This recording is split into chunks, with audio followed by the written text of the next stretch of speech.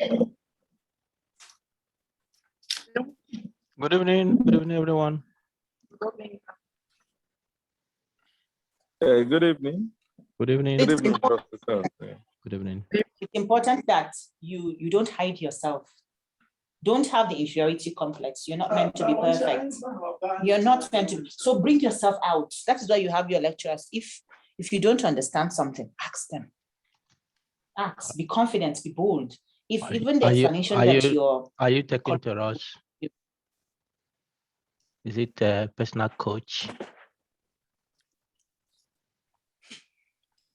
Sorry, sir. Let me mute myself. We'll have a personal coach around. I muted him. Apologies, sir. Thank you. No problem, of course.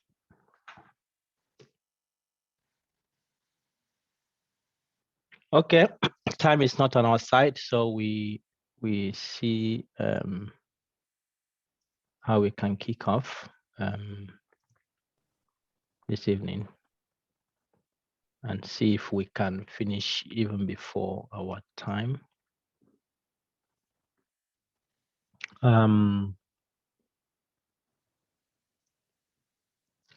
Just to mention some announcements before we start.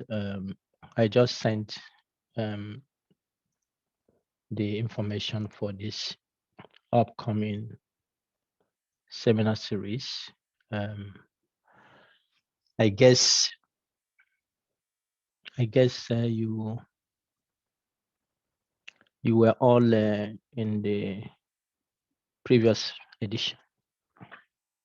So we continue from there. This part 2. Register and then invite your friends and colleagues to also be part of this. Right, and then the second thing is the mentoring program. The mentoring program. I know that Eman has collected the emails, and there are about 70 of you. Isn't it, Eman, or there are more? Did more people join? Yes, I received 75 emails, but only 75. 49. Yeah, Yes. so I have looked at the responded to the Google form. Yeah, so Eman has sent the email to you to fill the Google form to put those information we need. That is quite important to get this on board. 75 people is not it's not a cup of tea, as they say. So please do justice to that form as soon as possible, so that we can take it forward to organize how this can work efficiently. It's quite important. And in that form, she has requested information about topics you are interested. It's important to put those and think about them carefully, and topics you think you want to bring on board here so that we can do. For the various groups we had during the course, if you think your topics are viable to be carried forward, please also bring them so that we can find a way to integrate that. Okay. The final thing I want to mention is also concerning the Google form we have sent out regarding the seminar series for next year. Please see how much you can help us to complete that form. If you have not done so, I'll put the link here. So please, you have two forms now to fill. The mentoring form, mentoring program form, and the form to collect information that will help us for the speakers for next year seminar series. So please do that, and then we'll take it from there. All right. What I plan that we do this evening is to quickly introduce the umbrella review. And I have Gochang. Gochang is doing his PhD with me. He just published one of an umbrella review. Let me not use the word one of his, otherwise he may not be happy to hear that. His umbrella review was just published, I think, last week or so. So I thought he could share his experience, what he has done with the group here. I think you will learn one thing or the other. Why I said I didn't want to use one of is I think he will not want to do it another one soon. So let's see how that goes. Okay, so I will make a brief introduction to the topic, and then Gochang will present this, which will be a case study we will look at. Then after Gochang presents, I will come back to continue looking at the criticisms about what we have done 2 weeks ago. But before I go, just to open the forum, do you have any questions, concerns that you think is brief enough to discuss now? If not, please bring it to the mentoring program. Eman, for the mentoring program form, I think it's sufficient to say that people should complete it before Friday this week so that we can put everything together and find a time we can schedule the meetings. Okay. So please, I will send reminder again. Okay, end of Friday. If we don't get your response, then it means that we can knock you out. See what it means? No, we're not going to knock anybody out, but please help us to help you, as they say. All right, and feed the other form for us. Any concerns, questions?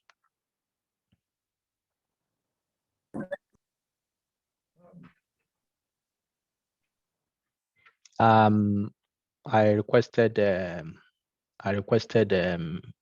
video evaluations. Several of you responded, several of you didn't respond. I didn't hear anything from you. That is fine too, but it's good just to give me a word. I can't do it. I'm not in position. That is enough. Then keep waiting. Some of you brought, but your production is quite bad. So we are going to be very selective now, because we want to fly with ASFI. So we want good product as we want good product for Africa. So some of you, I mentioned, make sure you present your best. We're going to make careful selection, and if the videos are not good, we knock them out and use the ones that will present the excellent thing ASFI represents. Okay, so don't be angry about that. It's just that you didn't obey what we said. All right.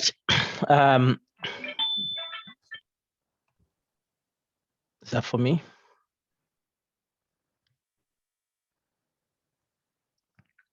All right, let me share my. Hello, sir. Yes, please. Kazim. This Kazim. This Yes. Kazim Akiomi. Go ahead. Good to see you again. Yes, good to see. I'm not seeing you though. So. Oh, that's serious. Sorry.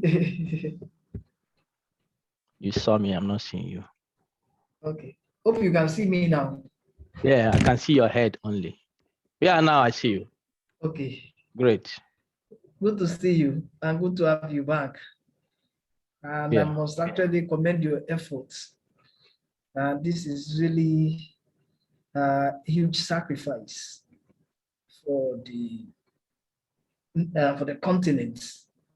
Not only that, a lot of us here are academics, and the little thing we're able to pick here, we're already teaching or spreading the message.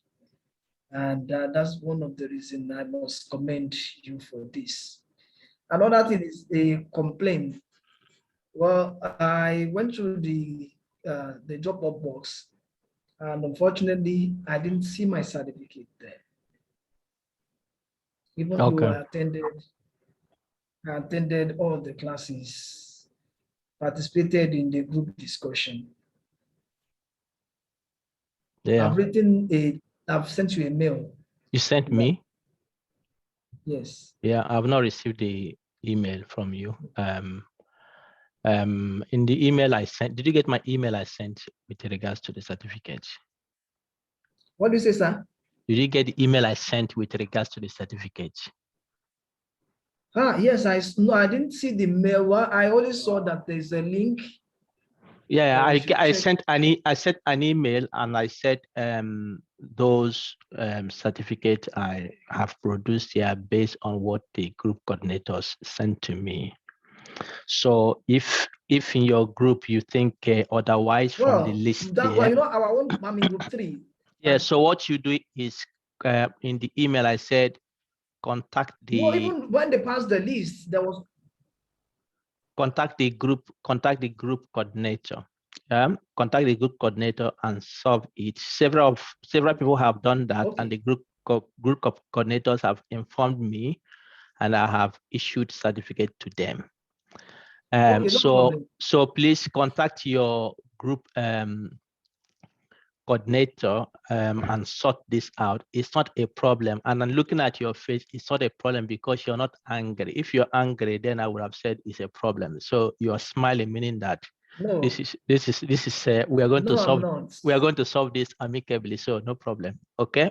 The knowledge I picked here is worth more than the certificates. Yeah. So but you need to get what you have worked for. You need to get it. So sort it out. Mistakes can happen easily on this. So it's not a problem. I understand. Yeah. So sorry about that you are not captured, but I think that should be resolved. All right, let's go on, and yeah, we can discuss these issues in the background later. All right. So you know what we have done so far during the period we had this course. We looked at systematic reviews by looking at either one exposure and several outcomes, or one exposure or intervention and one outcome.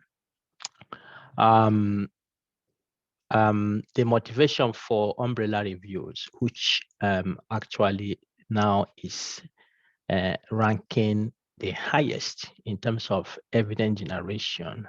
The motivation is that clinical interventions, particularly those who are in the medical area or public, when you have clinical interventions, they usually do not have just one specific impact. For instance, if you look at paracetamol, for instance, you use paracetamol. It could be used as a painkiller. It could also used for if you have cold.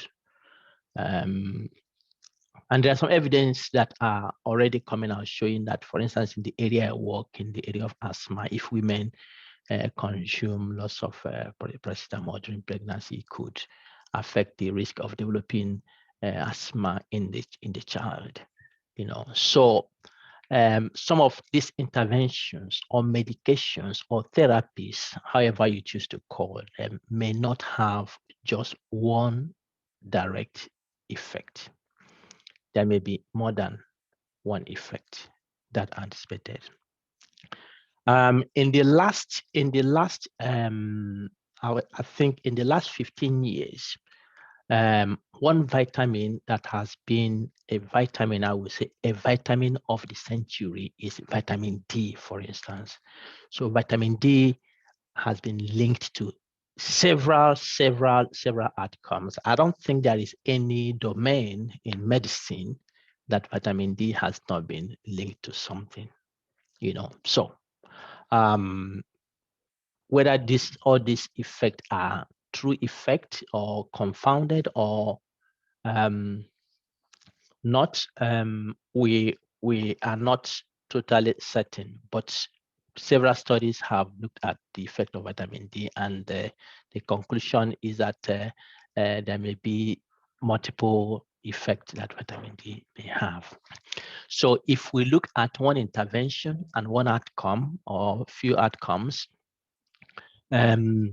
those who are proponents of umbrella review indicate that that is a myopic view of looking at the effect of interventions.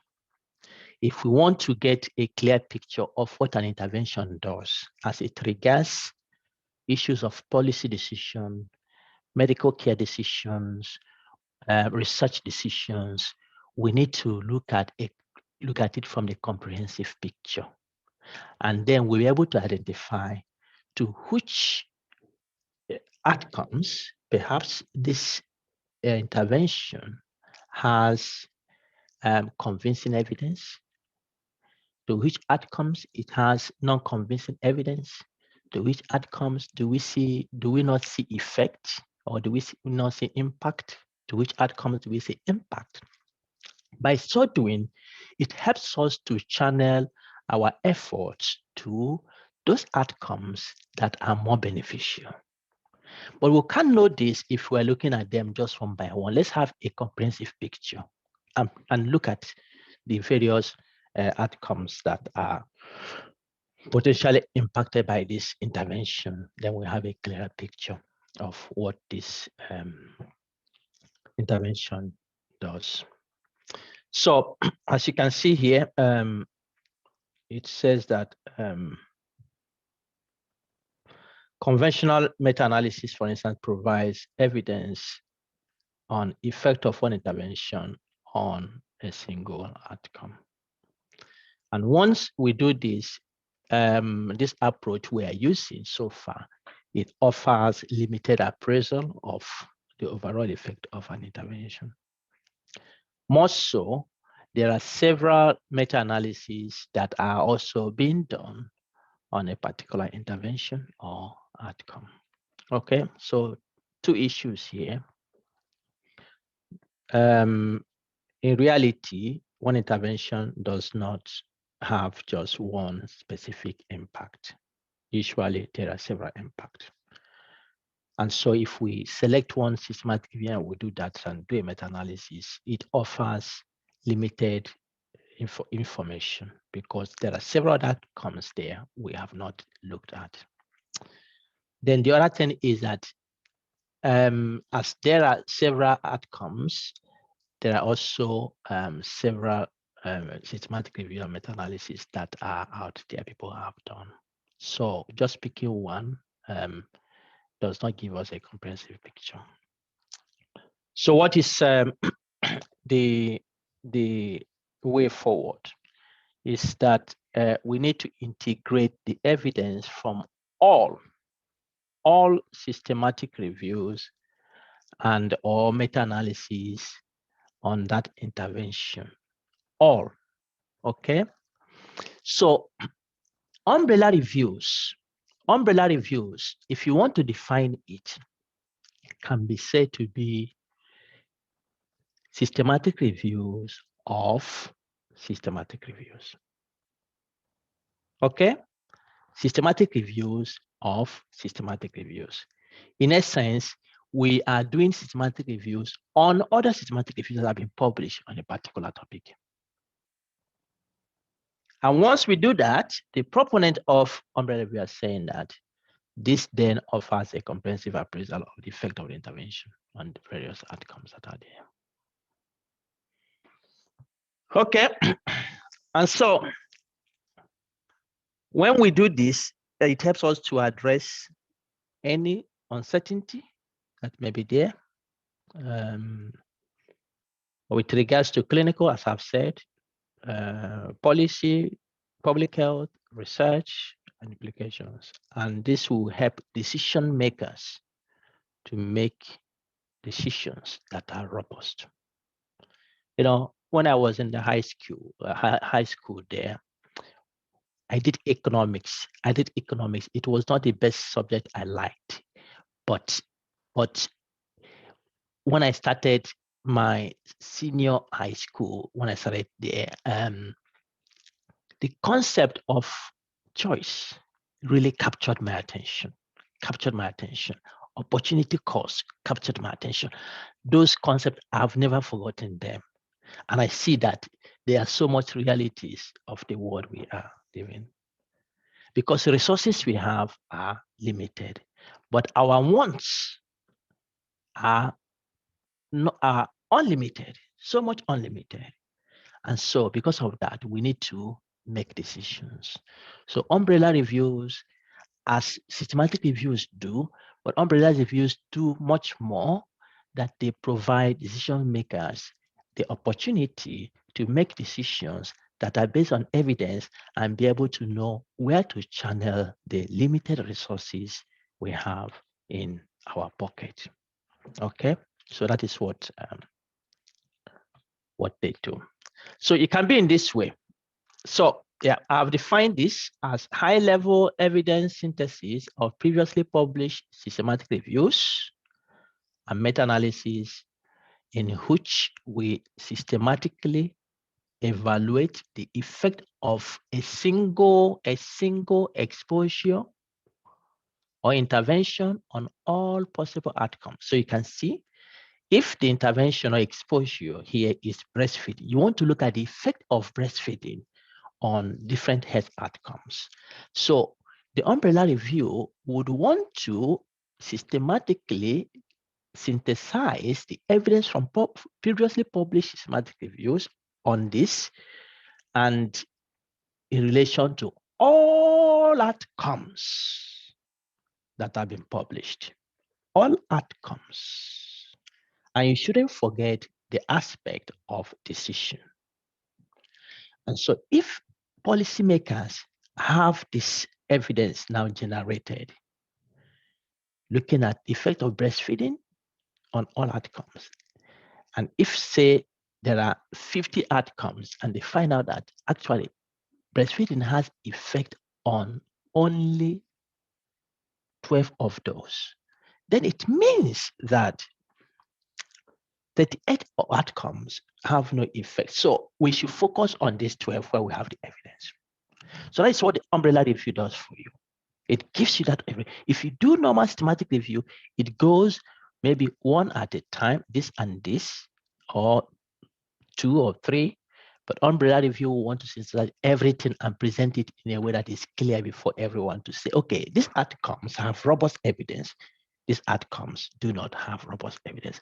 And with regards to research decisions, what it provides there is that it helps us to actually know where we need more research, okay, for researchers. It can be the other way, in which you systematically evaluate the effect of all possible interventions in relation to a single outcome. Okay, so lung cancer, you want to know what are the exposures or interventions that affect lung cancer, as whether as a risk factor or beneficial factor for lung cancer. So it could be in this way. You have one intervention in relation to all outcomes, or one outcome in relation to all intervention or exposure. So far, so good. Anybody who is worried?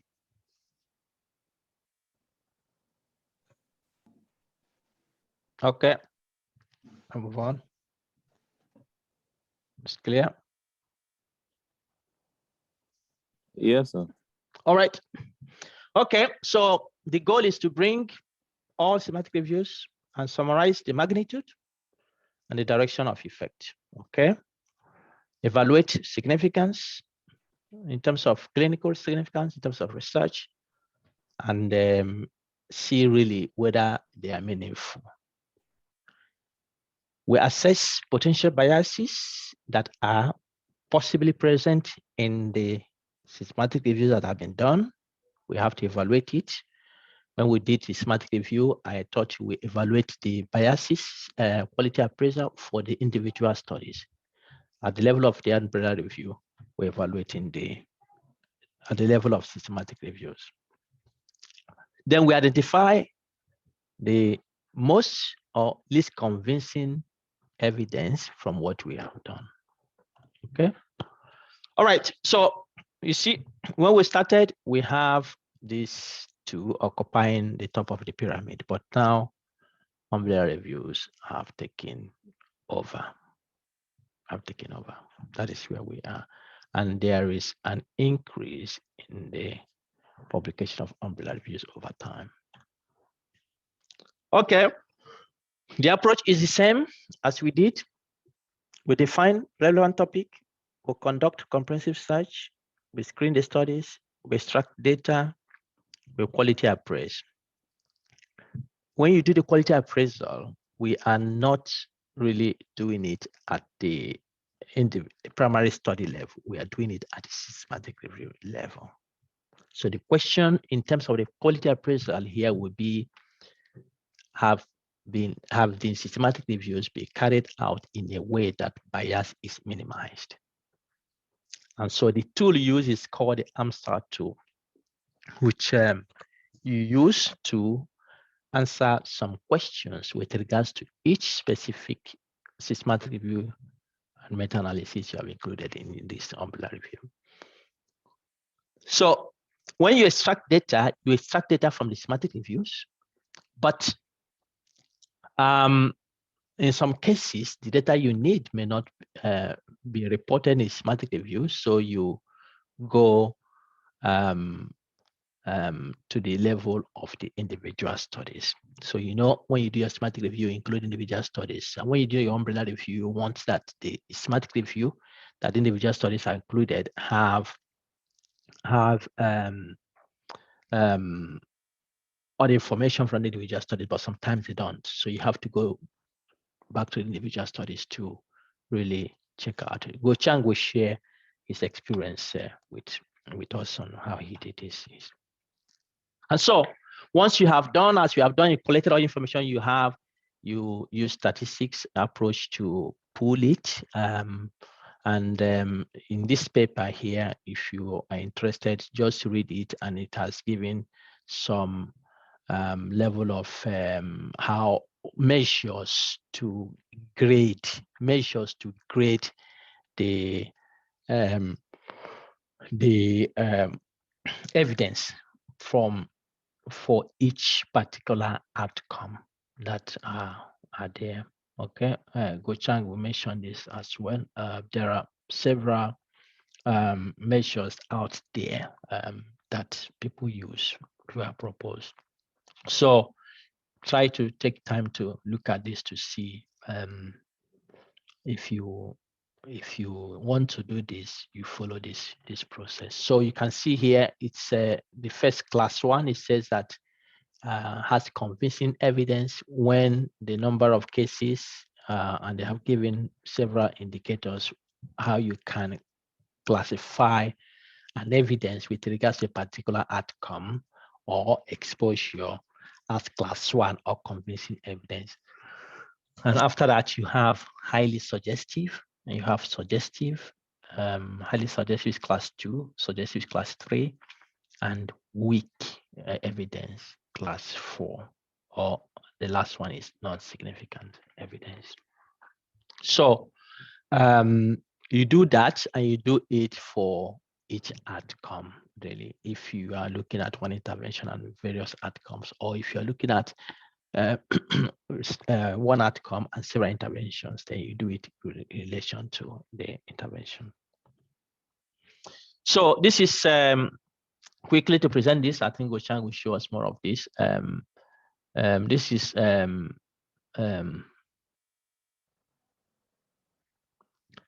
network meta-analysis. Well, I think you can do that. You can do that. It depends on the framework you have there. Really, you can do network meta-analysis, but here you are looking at, of course, each review on its own, each systematic review on its own. So what you do here is that you take one, if there are several reviews on a particular topic. So you choose usually the one of those. You don't, for instance, if you're looking at vitamin D and bone health, and there are several systematic reviews on meta-analysis that have been done. You choose one and you choose the most recent and largest, the most recent and largest one. And so this is an umbrella review that was done in relation to between coffee consumption and health. And so all the outcomes that have been looked at in terms of coffee consumption were included here. And here they have presented it. Here is not the typical forest plot as we did in the systematic review. So it's not, this forest plot is not the studies, these are the outcomes. So each line you have here indicates a a meta-analysis that was done. So all this we are not put together, this is just presentation here. So this is a meta-analysis that was done for this outcome, acute leukemia in childhood, which had how many studies? 6 studies here. So these 6 studies have been put together to get this. And the next one is lung cancer. This has 5 studies. These 5 studies have been put together to get this. And so this figure here is presentation figure. And here they have indicated the top 10 outcomes that coffee consumption has a negative effect on. And they have the top 10 outcomes that coffee consumption has beneficial effect on. I think this is a nice way to present this. So this one is on vitamin D and the multiple health outcomes, and they have also presented different outcomes and have presented the results and different indicators here. This is, vitamin D2 in the same paper, but here they have used figures instead of tables as well to present. These are outcomes, and the bar here is not an indication of, it's not a forest plot really. This is different outcomes that have been presented for presentation's sake. All right, this is where I will stop here now. And I don't know if you have any question before Guichang goes on.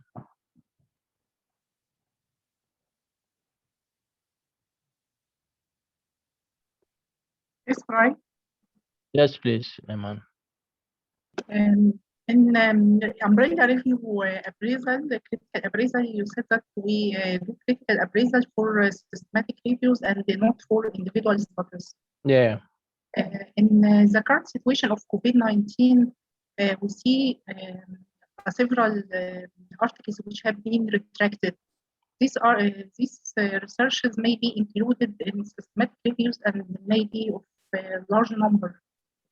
Does this affect the quality of umbrella review later on if we included systematic reviews which within some researches have been retracted? Yeah, I mean, the question you're asking is important, and that is what we face in research. People will always not do the right thing, and so it's an important question. But when you appraise the systematic review, it's assumed that the systematic review authors have appraised the quality of the individual studies appropriately, but this is not always the case. Okay, so the focus on the systematic review as the unit of appraisal is, I don't think is the best that we have at the moment. Perhaps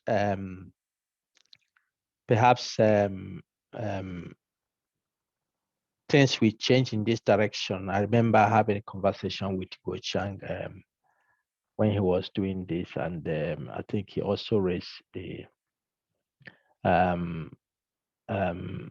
this issue. So once you do not appraise the individual studies at this level, whatever assumption the authors have made, you still carry it forward. So if the papers have not been well appraised at individual level, you still carry them forward. So it does not help. But practically, really, this is a big issue, Eman, because you will see what Gochang has done. You see that, and if you have a systematic review, I mean an umbrella review where you have over 100 outcomes, and each outcome has up to 50 studies, some of them in hundreds, then you will really know that this is a never-ending story. You will never finish it until you are retired, because it's a terrible piece of work you will do there. So that is a practical thing, and that is why it's important when we do this systematic review, we have to do it according to the rule that is there. Okay, I think some of these issues will come up when Gochang makes presentation. Okay, Gochang, please go on and introduce yourself, and please do that. If you can round off within the next 30 minutes, that would be fantastic. Thank you. Okay, yeah, thank you very much, Bright. Yes, then I will share my screen.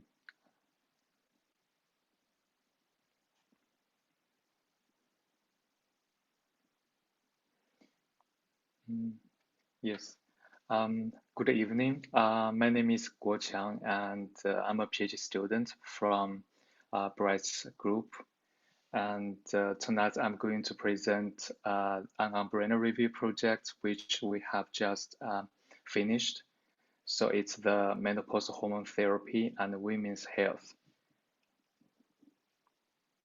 And for the presentation, I'm going to mainly focus on 4 aspects: background about why we're doing this, and the methods, which is more about the review process, and results, the presentation of the results we got from the review, and also lastly the reproducibility aspect and what we have done, like to increase the transparency of the review process. So first, I would like to give a brief background information about this topic. So for a woman's life, there are 4 stages: premenopause, perimenopause, menopause, or postmenopause. And as we can say, in premenopause, the estrogen level is quite stable and remains at a relatively high level. But starting from perimenopause, the estrogen level starts to fluctuate and decrease.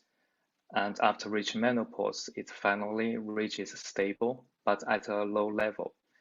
So during this menopausal transition, many women, they would experience some menopausal symptoms such as hot flashes or night sweats. And it's generally thought that those symptoms are mainly due to the fluctuation or reduction of those hormones. And some women, they may also experience some other symptoms such as incontinence, dryness, and bleeding. So it seems to make sense that if we supplement those hormones that are at lower level as approaching menopause, we would be able to alleviate those symptoms. So the therapy is was called hormone replacement therapy, or it's also called menopausal hormone therapy now. And there are many types of this therapy, such as estrogen, estrogen plus progesterone, selective estrogen receptor modulators, etc. And in this review, we are mainly interested in estrogen and estrogen plus progesterone because those two types are very commonly used. So several decades ago, hormone replacement therapy was thought to be able to preserve the woman's youthful appearance, keep her attractive, and preserve the strength of her bones. And it's also believed to be able to prevent cardiovascular disease, such as coronary heart disease, stroke, and also reduce the risk of mortality. So back then, it was very popular, and many people were using that. And until the year around 2000, the largest randomized control trial called Women's Health Initiative Trial was published. And it didn't find actually evidence about MHT reducing or preventing cardiovascular disease. And quite the opposite, it found some evidence that MHT could increase the risk of a stroke, for example. So, and it also didn't find evidence about MHT reducing mortality. So after that, MHT use dropped dramatically. And based on the data available in US and UK, it's estimated that currently there are around 5 million people, 5 million women are using MHT. But because we don't have data about other countries, so there are many more women, they are actually using MHT. So with decades of research in MHT, and the evidence is quite convincing for some outcomes. For example, for vasomotor symptoms, MHT has been shown to be very effectively to reduce those symptoms, hot flashes and night sweats. And also it could reduce bone loss and also could prevent a fracture. But for many other outcomes, such as coronary heart disease, mortality, breast cancer, and asthma, the evidence is inconsistent, and some outcomes, the evidence are even controversial. So currently, there are several guidelines about the use of MHT from several international medical societies. But in those guidelines, there are some inconsistencies, especially for the critical outcomes. We have mentioned mortality and coronary heart disease. So in this project, what we are trying to do is to systematically summarize the evidence about the effect of MHT by using the umbrella review approach. And for systematic reviews, as Brett has mentioned, is that it's usually focuses on like one intervention or one or several outcomes of interest.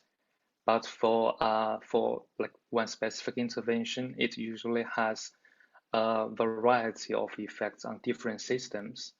So for clinical practice, it would be important and also very helpful to know the full picture about the benefits and harms of this intervention, so that we would be able to have a clear view of the trade-offs between those benefits and harms.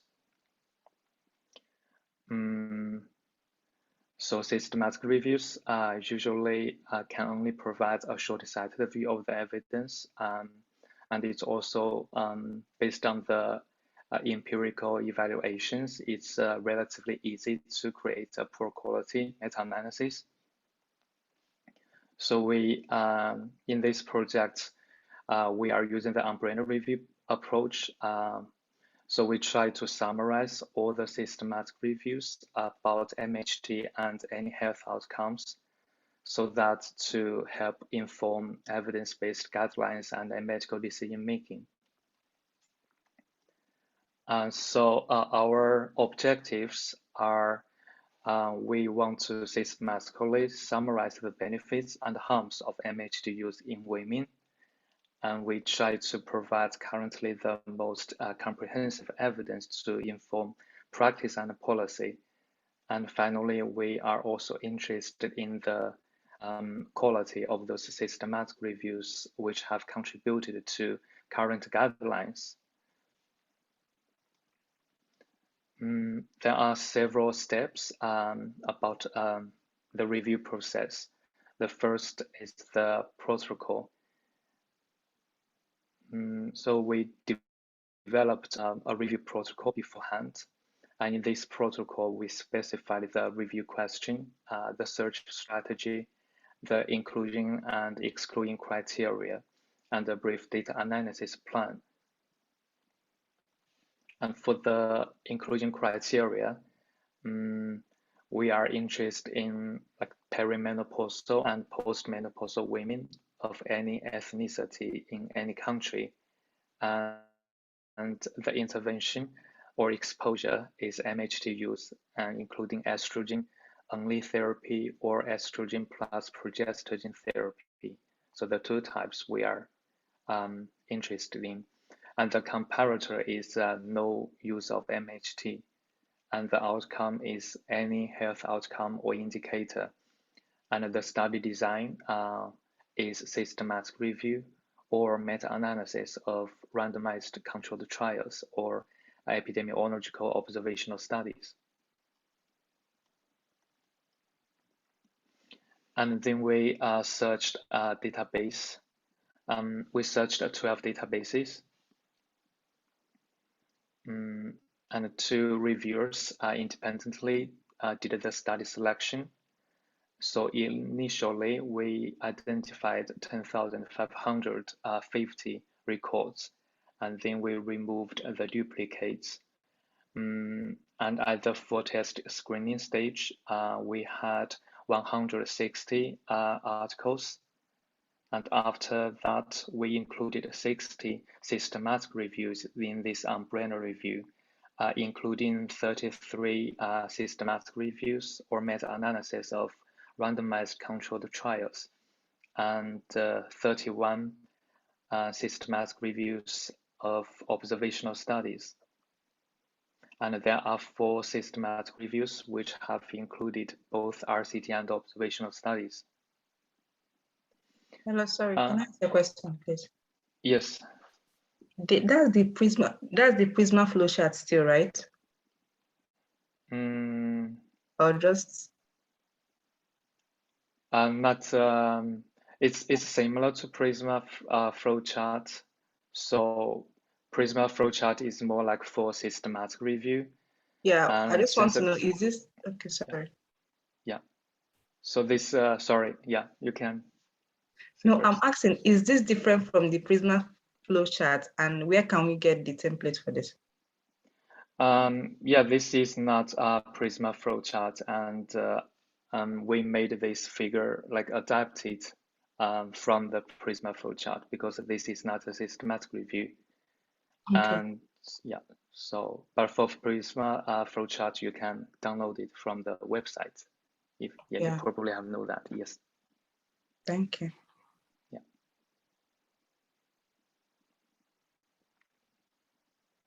And then finally, we included 102 outcomes.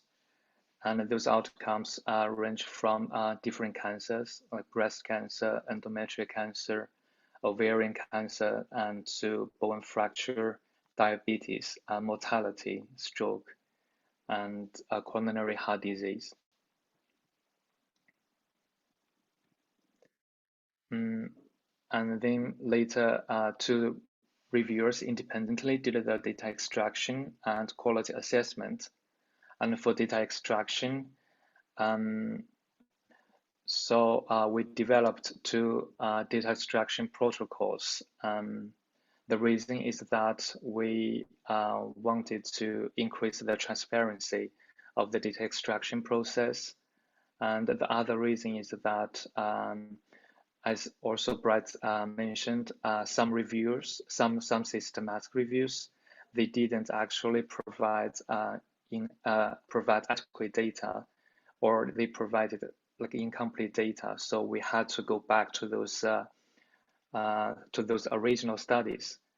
But it's difficult to know, like because some informations sometimes it's difficult to know when we need to go back to the original studies. So in order to increase the consistency between the two reviewers, so we made a data extraction protocol so that we could increase the consistency between the results from the two reviewers. And this is the extraction protocol for binary outcomes, and this is for the continuous outcomes. And then we used AMSTA tool to appraise the quality of the systematic reviews. And this is a summary of the quality assessment results of the included systematic reviews. And as we can see that the overall quality seemed to be moderate. And then we developed an analysis protocol before we actually did the analysis. And the analysis protocol went through around 4 rounds of discussion and revision. And finally, we got the final version of the analysis protocol. And based on the analysis protocol, we wrote the code. And the left is for the meta-analysis of randomized control trials, and the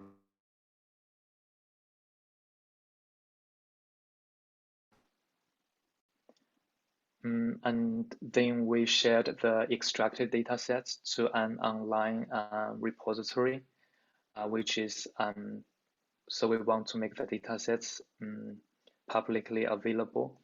And for the statistical analysis protocol and codes, we also submitted it as supplementary files to the manuscript. And then here comes the results. This table summarizes the evidence from meta-analysis of randomized controlled trials. And we used several statistical metrics to categorize the evidence into consistent, highly suggestive, controversial, and insufficient. And the second table is observational studies, and we used the same metrics, the same criteria to categorize the evidence level. And for the consistent and highly suggestive evidence, we made a plot to help the readers more intuitively see the results. And we categorize those outcomes based on the International Classification of Diseases. And yeah, so this is the result for randomized controlled trials. And this is the result for the observational studies.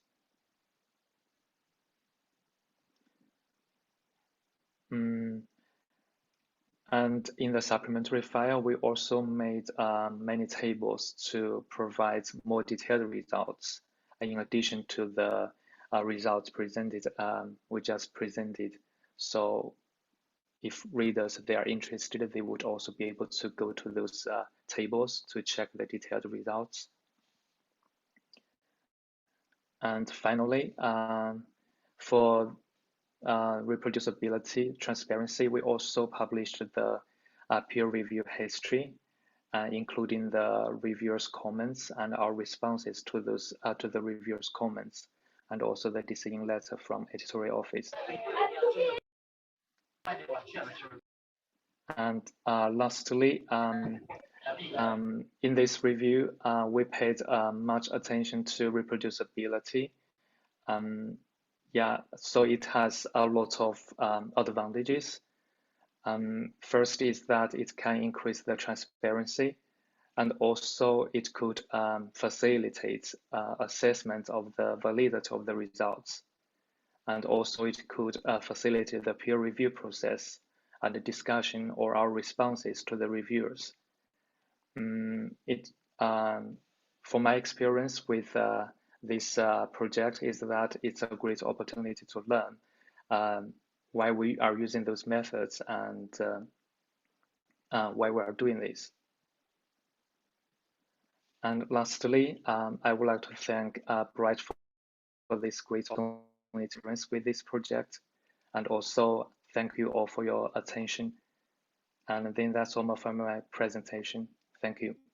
And I will be happy to take any questions.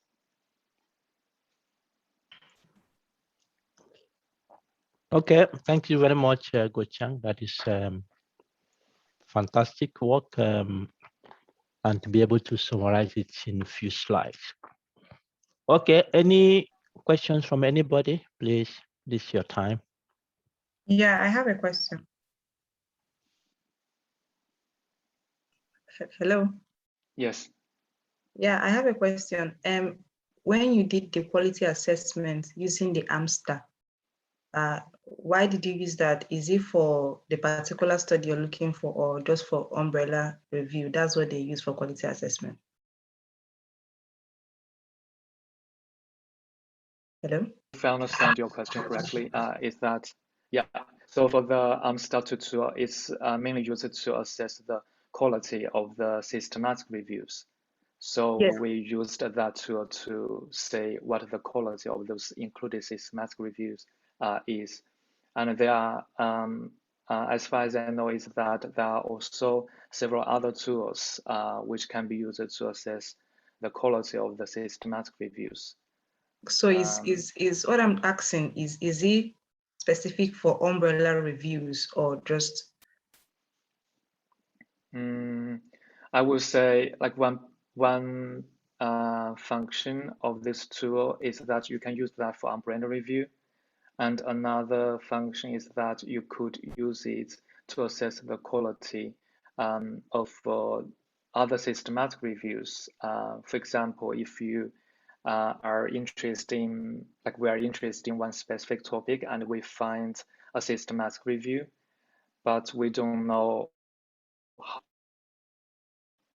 the review process is, so we can use this tool to appraise the quality of this review and to say if we think the review is has a good quality or not, so that we can carry this forward when we consider if we are going to apply the results or not in our.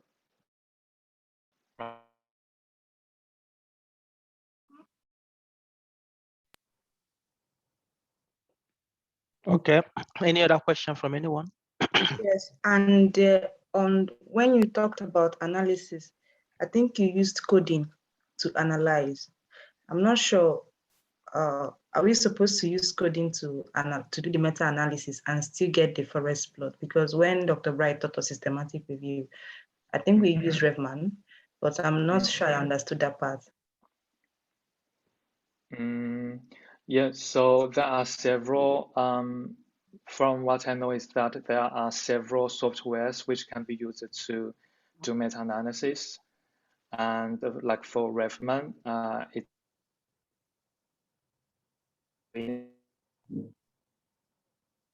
and get the your network at the same is, time.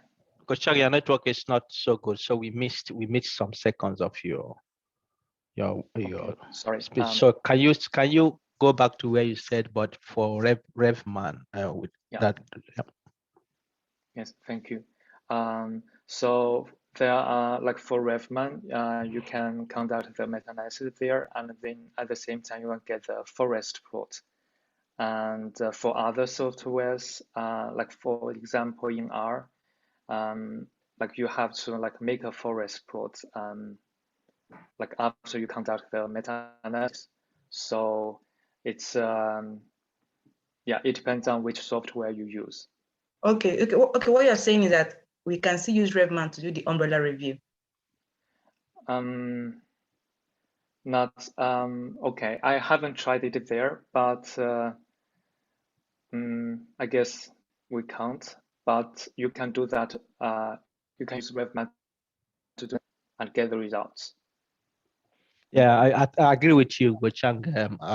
Some of the metrics you you calculated, or some of the metrics you calculate in the meta-analysis for the umbrella review, they are actually beyond what RevMan provides.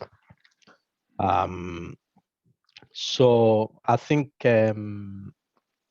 you may be able to do it in Stata with some coding and R, perhaps SAS and Python, but I don't think you're able to do this in RevMan.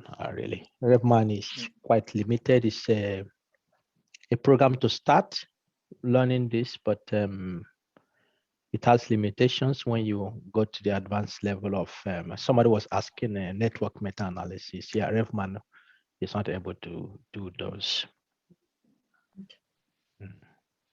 So in essence, Chiamaka, there's still much more to learn. So if you want to dig deep into this, then Gochang will be happy to share his thoughts. Gochang, before I allow Kevin to come in, how long did this take you to come to finish this and get it ready for publication? Yes, and I think it's for the review process, it's 1.5 years, and then for the manuscript, and yeah, I think it's another half year. So I think it's 2 years. And then you have how many people doing this? Yeah, 7 people. We are more than 7, because the review, the study selection process, I was not involved, and I think Brett would know more. But for the data extraction and data analysis, we have around 7 people. So it's yeah, a lot of people. So you mean that from the data extraction until you finish, it was 1.5 years? Yeah. And 7 people working on this. Yes. Yeah. So how are you motivated to take up another umbrella review? Yeah, may not be very motivated for now, because now I'm also more interested in like epidemiology study. So yeah, maybe later after this, I would be like more interested if I would like have another project to work on umbrella review. Yeah. Yes. Okay. Yeah, Kevin, please go on. Yeah, thank you. Thank you, our presenter. That was inspiring and challenging. So I just wanted to briefly ask about when you are doing this this umbrella review. So I think you hinted on some reviews that didn't have meta-analysis. I don't know, did you exclude those in your umbrella review? And also some of those that had insufficient data. I heard you talked about going back to individual studies that I think they quoted. So how successful were you to get those data abstracted? And maybe can we have access to your paper so that maybe we can use it as a learning tool, and maybe your R code so that we can use it also as a learning tool? Thank you. Yes, thank you for your question. Yeah, if I understand your question clearly, is that yeah, for the data extraction, yeah, if there are some reviews they didn't provide like the data we need. For example, for example, the epidemiological study, observational study, the risk ratio, and interval. In that case, would have to go back to the original study and and extract data from there. Yes, so that is yeah, how we did that. I'm sorry, I think I missed another question that you may have asked. Those that didn't have meta-analysis, did you exclude them from your umbrella review? Yeah, so for usually, like for example, for MHC and breast cancer, there are one systematic review without meta-analysis, but there's another systematic review with meta-analysis. In that case, we included the meta-analysis, and then we excluded the systematic review because we are more interested in the data. And for outcomes without meta-analysis, in that case, we extracted the key findings or conclusions from the systematic review, summarized. Then having access to your paper and maybe your codes so that we use that as a learning tool. Yeah, I have it. I've put it on the chat box, Kevin. So you can. It's freely available online. So you can click that link and you get the paper. And the codes and all those, you will see link in the paper that will take you to those places. Thank you, sir. Thank you. All right. I saw Joel. Joel, you wanted to ask a question or?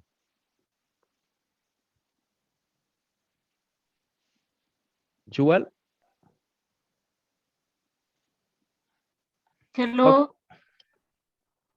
Not Leah, not Leah. I saw Joel Okay. raising his hand. Yeah. Do you want to say anything, Leah? Actually, thank you. What I wanted have been answered, touched, and it's okay. Thank you. Okay, no problem. Okay, Gochang, thanks very much. As you can see, everybody who is present, we in my group and the project Gochang is working with, we are very much interested in women and see how fluctuations in hormones, sex hormones influence primarily we're interested in asthma and respiratory health. And of course, this umbrella review, because the focus of umbrella review is looking at every outcome. So we have taken opportunity to do this. And I think what Gochang has done is very important. It's going to be very important paper going forward. So let's appreciate Gochang. Thank you very much, Gochang, for your presentation. Thank you very much, Bright. Thank you, everyone. Bye-bye. Okay, see you. Bye. All right. We can continue. I'll go through the last part of the presentation here. And that is on the criticisms of systematic reviews and meta-analysis. Of course, what we have done here and what we have learned, you can see these are important things to do with regards to evidence generation and reaching decision across board. But still, there are some what we call doubting Thomases and people who also bring criticisms to the process, the systematic review and meta-analysis domain. It's expected because if there is no criticism of what we do, then it's either that we are not doing the right thing or we're doing the right thing. Okay, so it's good to have such criticisms because they will help us to really stay focused and do things in the right way. So there are a few criticisms that are there, and I would like to highlight them for you so that you also take on board. And then when you do this, you know that there are also people who are watching to see what is happening. So although a large section of the research community embraces systematic reviews and meta-analysis, there are some criticisms that have been pushed to this aspect, particularly the meta-analysis aspect. And here I've outlined some of them. We are going to cover this period. So the first one is called that one number cannot summarize a research field. Second one is the 5-drawer problem, mixing apples and oranges, garbage in, garbage out. Important studies are ignored. Meta-analysis disagreeing with randomized control trials, for instance, that meta-analysis are poorly done. Okay, so. Oh, please, we are not hearing you very well. You're not hearing me very well. Oh. Yeah, is that the problem of everyone? No, sir, we can hear you loud and No. clear. Okay. No. It's really clear. Great. So yeah, so I move on. The first one is that one study cannot summarize a research field. Okay. And the criticism here is that the meta-analysis focuses on the summary effect. And doing so, we ignore the fact that effect varies across studies. And so this was criticism raised a long time ago, in which this guy, Bella, says that any attempt to reduce results to a single value. Okay, so when we put a study, we pull it to a single value.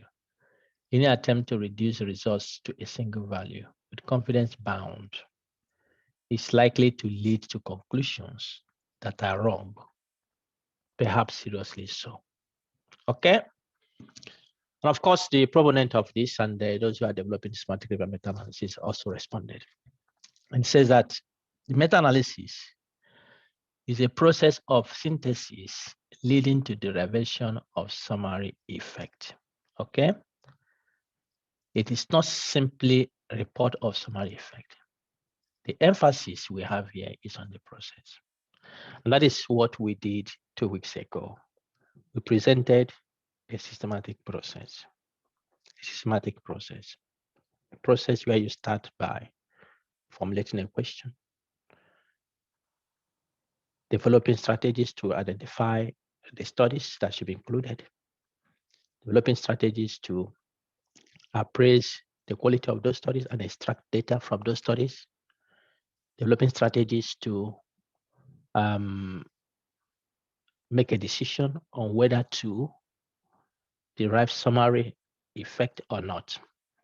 So when we have this criticism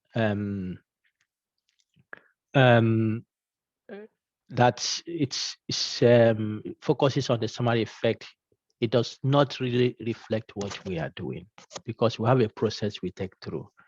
And that process is what eventually may lead to summary effect of all effects or not. Okay. So if there are consistent effects across board, which means that there is less heterogeneity, then it supports the robustness of evidence. But if it's inconsistent so that we have heterogeneity, then we showed, when we did the meta-analysis using Refman, possibilities of using the meta-analysis strategy to investigate the reason for the heterogeneity we find. So reporting the summary effect and ignoring heterogeneity misses the point of the synthesis process. And you have to note this, and you have to capture this, process, process, process.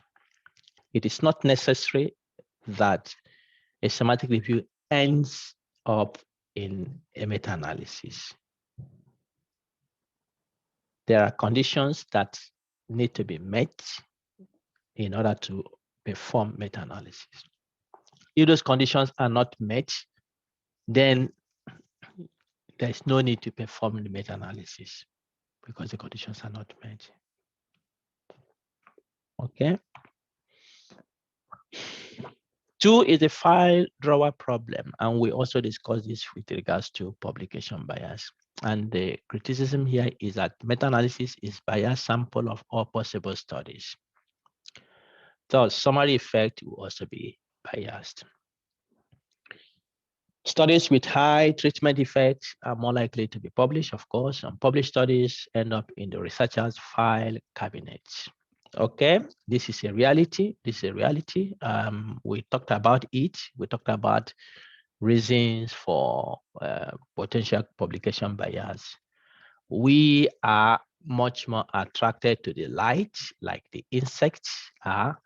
And so if something says, if a study says something that we are not familiar with, we tend to be skeptical and then not publish it. That is what happens in the world we are. Especially, we are not spirit, we are not ghost, we are just there. You can't know what happens in next minute. So if we are skeptical of something, we are not ready to. That is the word anyway. Yeah, and the response is that publication bias is a problem for all literature reviews, not only systematic reviews and meta-analysis, and thus this is a legitimate concern. Yeah, we agree this is a legitimate concern. However, encouraging improvement are now being made, and several methods are there to minimize the effect of publication bias. We have what we call prospective meta-analysis, which I didn't mention earlier, but it means that, you know, as we are in the pandemic of COVID, so if, for instance, there are studies being initiated to investigate long-term post-COVID syndrome, long-term post-COVID syndrome. Let's say they are looking at respiratory outcomes or neurological outcomes or cardiovascular outcomes. So groups across the world can come and formulate one protocol of doing this. And I agree that we carry this on and eventually we should do a meta-analysis at the end of the study. And so they have the same process they are taking to reach this result. We follow people, for instance, for 2 years or for 1 year, but there is a common protocol. So at that time, prospective meta-analysis is at the time of planning the study, they're already planning the meta-analysis at the same time. So it helps, one, that you bring all the studies that are in this area together, and so you will not miss any study. So there are registries that are registering protocols. We have the Prospero research registers and so on and so forth. Open science framework that Go Chang showed. Then please perform comprehensive literature search, including searching legal literature, contacting experts, and quantitative methods that are also used to help the funnel plus the trim and fill strategy, and so on and so forth. So there's improvement to deal with this issue of publication bias, which is a legitimate problem. Apples and orange. So this is a very common criticism of meta-analysis. Researchers combine all kinds of studies in the same analysis. Therefore, computed summary effect ignores known and salient differences. Okay. If you put them together, you're just mixing studies that are heterogeneous. So that's what they are reporting here. Yes, we agree. We agree that studies inevitably differ in their characteristics, of course. And that is why when we talked about the fixed effect and random effects, we mentioned it, and eventually we left this course agreeing that it's safer and better to use the random effect strategy. Most often, difficult to decide how homogeneous studies are in order to perform meta-analysis, yes. But that is why I say you should have a team of experts who will be able to help you to make a clear decisions on whether particular studies should be included or not. So researchers may sometimes make questionable decisions, really, of course. And when you look at the papers, you ask why would this be included in this meta-analysis? But the meta-analysis question are much more broader than individual studies. We may be interested in the effects of fruits, for instance, and not apples. Okay. And that is sensitivity analysis I showed you. You may be interested in high quality studies to see what effect is compared to when you have all the studies together. You may be interested in dividing the high quality studies and low quality studies and do subgroup analysis. In doing this, the strength of the meta-analysis is to quantitatively assess consistency of effect and tries to quantify this. So even if apples versus oranges, meta-analysis allows empirical assessment of possible variations. So this is a common criticism, and we have a response to that. Okay, number 4 is that garbage in, garbage out, any fundamental errors in primary studies automatically carried over to meta-analysis and may be hard to identify here. And when Go Chang was presenting his umbrella review, you can see that the quality appraisal is done at the level of the systematic reviews. And so if the primary studies have not been carefully appraised, so you still carry such errors into the main study. So that is the issue there. But the response is that when we do the systematic review and the meta-analysis, we take an iterative process. We start with a large pool of studies and then with smaller number of studies. And some of them do not end up in meta-analysis, of course. The process involves sets of judgment, inclusion and exclusion criteria. Studies included in meta-analysis may not be perfect, of course, and it's very important that we invest efforts to identify possible sources of biases, really. To empirically investigate whether variation in characteristics of studies influence summary effect. That is the strength of the meta-analysis.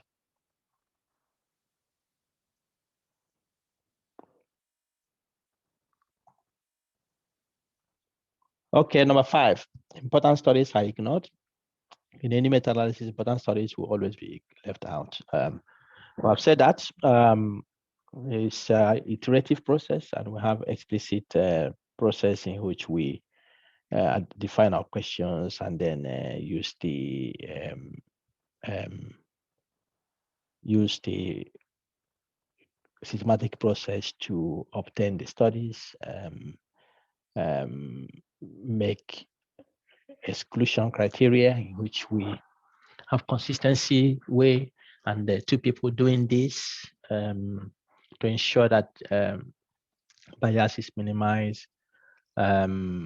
Criteria for inclusion of the studies specified a priori, and then we should use transparent and reproducible approach like Go Chang is doing, and we will need to also do when we do this mentoring program to ensure that we do an excellent piece of work and that we'll be proud of many years to come.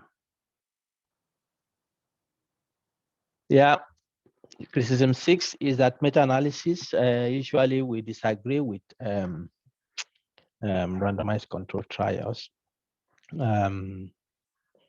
Yes, this is clearly not a problem of meta-analysis. And this emphasizes the point that rather than the randomized control trials included in meta-analysis, this agree with each other. Okay, so if we do a meta-analysis now, and then later on, a randomized control trial is published, and the results of the systematic review are different from what the randomized control trial have reported. So this is not a problem of the systematic, meta-analysis itself, really. It's a problem that the studies included in the meta-analysis disagree with each other and with the subsequent meta-analysis that was published. Okay, and differences can come from different angles. But here it says that there's some evidence that every third randomized control trial disagree with each other. So that 30% of the time. Okay.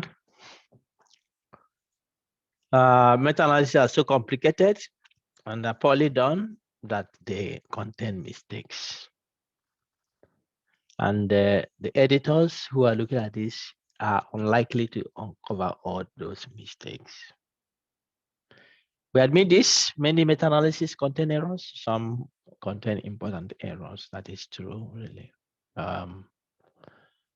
But the process is aimed to cushion strategies to avoid mistakes. So we want to implement strategies that will help to avoid these mistakes and errors that may creep into what we are doing.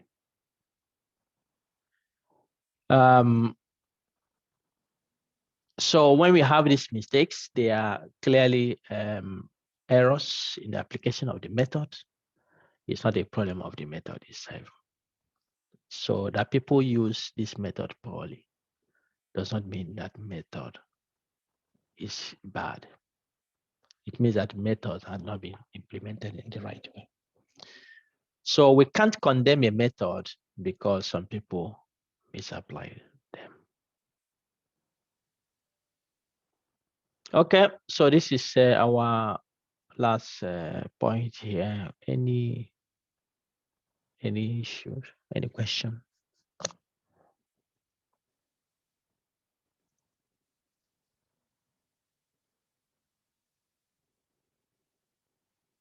Are you still there? Yes, we are bright. Yes, we are here. Great. So any question? Did you get the point? Do you agree with all I've said? Did you agree with the critics?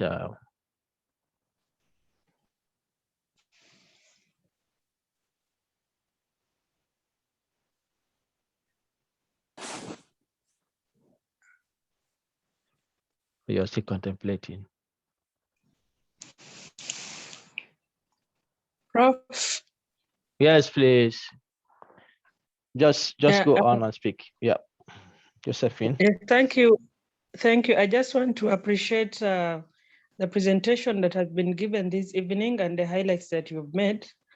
I want to make a general comment from also last training that we had, that I think I've developed more confidence. We've been having a protocol that was registered under the Campbell collaboration, and we were dragging our feet. We felt that we had lost a lot of time. But the presentation that our colleague here has made has given me even more confidence that we can actually pull this through and complete our protocol to the level of having the publication for the systematic review out. So I'm very glad and grateful that I've been part of this journey from the training that we had on systematic reviews and this.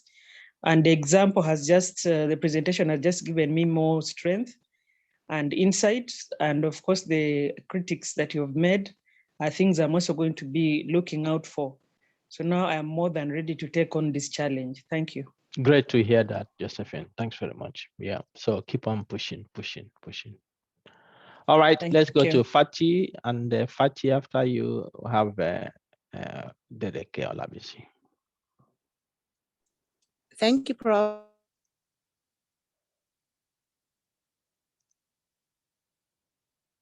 Fatih, seems there's a problem with your mic. Your line is quite bad. Okay, Fatih, sort yourself out. I will come back to you. Let's go to Dedeke, please. Thank you very much, Bright, and thank you for giving this as a follow-up on training on systematic review. I want to say that all of this goes a long way, especially when Gyangs presented that systematic review and meta-analysis is not a lazy man's job. And it's also good to see the other side of all the criticisms you've spoken about, so that one can then put all of this into consideration when one is going about the systematic review. Thank you for inviting us to this too. We appreciate you. Thank you. No problem, no problem. That's great. That's great. So yeah, it's really great to see some of you already saying it's not a lazy man's job. No, it can be. I tell you, Gochang, he will not be too fast to accept another umbrella review now. It's a huge amount of work that is needed to do this. But you have to start from somewhere. We have to start from somewhere. You need patience. You need motivation. So once we start this mentoring program, I want to beforehand, because I've had the experience of doing this, mentoring people beforehand, please do your best to ensure that you're prepared to say, I will take this to the end. I will take this to the end. Prepare to do that. Because it is when you have done that, when the product comes out, you are able to appreciate the product. You have put in your best, and then you have got there. So prepare yourself very well, and I think we'll be able to get through it. It's not so easy thing to do, but it's a process you will learn. And it's a process you will learn, just not in doing systematic. It's a process you will learn that will be applicable to other areas of things you do, because it gives you a dimension of critically thinking. Is this having a systematic approach in doing something? Okay. Yeah, the video will be on YouTube once we finish, and I will get this sorted out. I think the slides are already in the Dropbox, so you can pick from there. Any other person?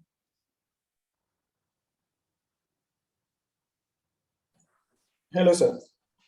Yes, please. Ode Emmanuel.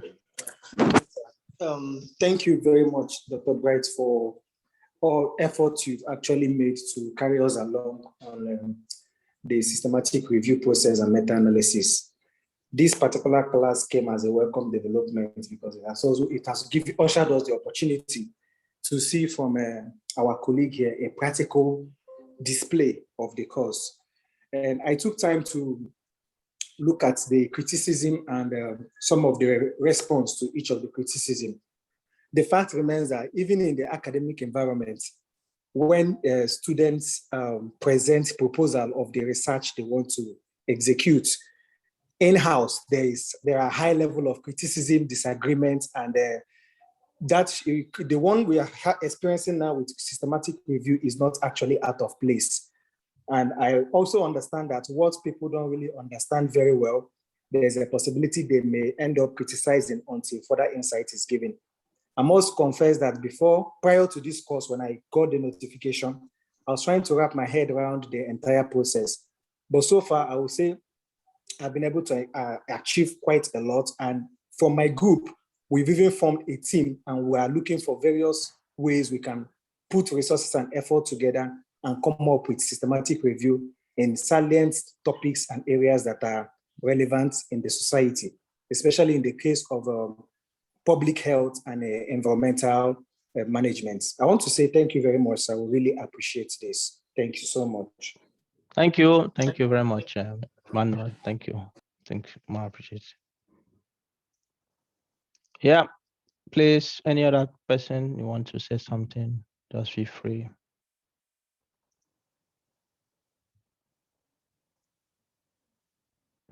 Eman has been putting the link to the Google form. Please fill it in there so that we can take it forward, please. I would prefer to send it as a mail to us. Yeah, she did that. Eman, she said I think she already sent a reminder. Now we were in class here. Okay, well, I filled those ones. Okay, I thought it was another one. No, the previous one she sent. Yeah, so if you have not filled it, please do justice to it so that we can. The essence is that this mentoring program, we want this to be helpful. We want it to be fruitful. From what we have done in the past, it's not every time that it works well, but we want this to work well. I want to integrate the experience we have learned from previous mentoring programs into this to make it more fruitful for you. My goal when I teach my courses, I want to have hands-on experiences. As researchers, we need to have those experiences that are based on practice, because once it's based on practice, you're able to utilize it. Okay, so and systematic review, as you can see, is something that is practical. So fill the forms so that we can organize the groups, we can understand what you're thinking about, and once we schedule our first meeting, we are able to know the strategies. You are about 75 of you, Eman has said, so that is a lot, but we'll try to accommodate it. One thing I promise you is that by the time we go through this, we should have products, not just one product, products, scientific product that we all will be happy with, publish the papers, and really the goal of ASFI is to push African scientists to the wall of productivity, and we want to do that. Once we get that going, you see that if you have had what's it called, lack of motivation in research before, once you begin to gain products from it, the motivation increases.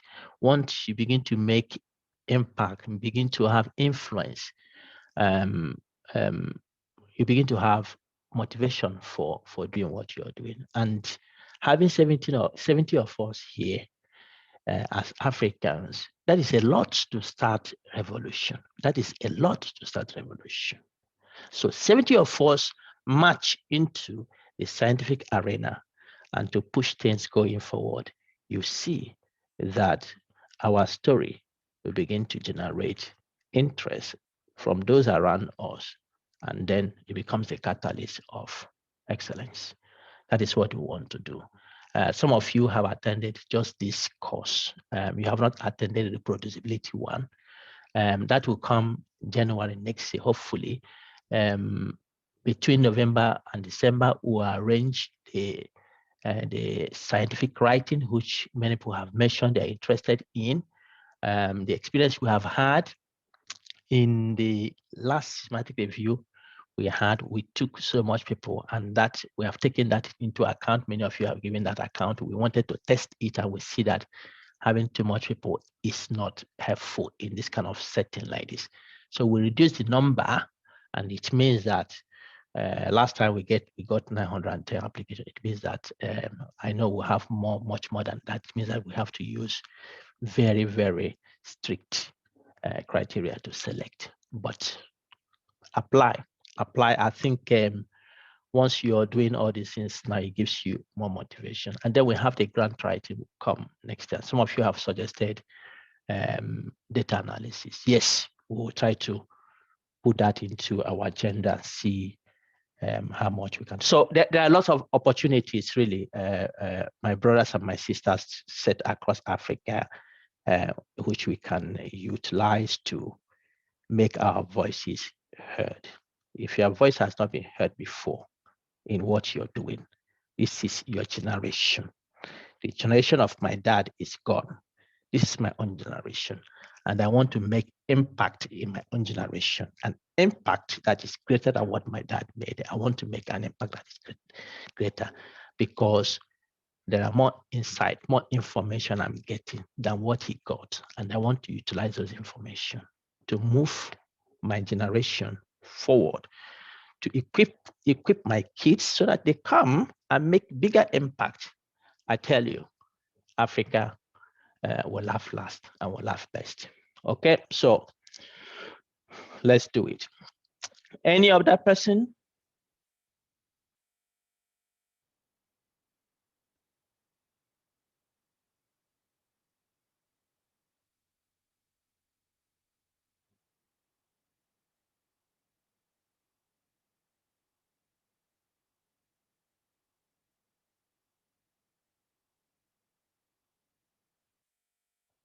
It's like a graveyard. Yeah, I have finished all I need to say. You, Bright. Yeah, we do. I finished all I need to say. So, so thank you for coming. I will put this on the on the YouTube channel once it downloads, and then the lecture slides, I have put them on the Dropbox already. And then issue of certificates, please get in touch with your group coordinator, and then we'll take that from there. I think that shouldn't be any problem to sort that out. All right. Thank you very much, everyone. Yeah. Have a good evening. Have a good evening. Bye. Bye. Thank you. Have a nice evening. Thank you, Bright. Bye. Thank you very much.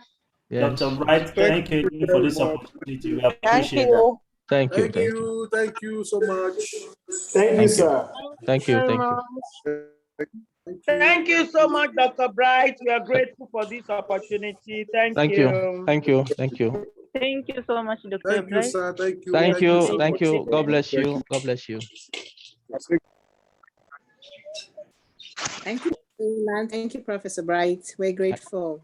Thank you. Thank you. Bye. Bye. Bye. Bye. Bye. Thank you.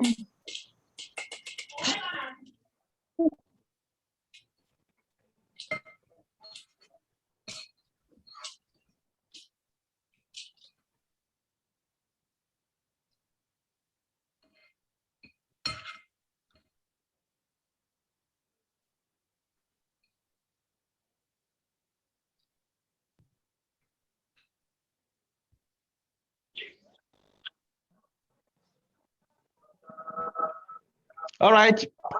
Good night, everyone. Good night. Good night. Yes. Eman, we'll be in touch. Yeah. Take care. Goodbye.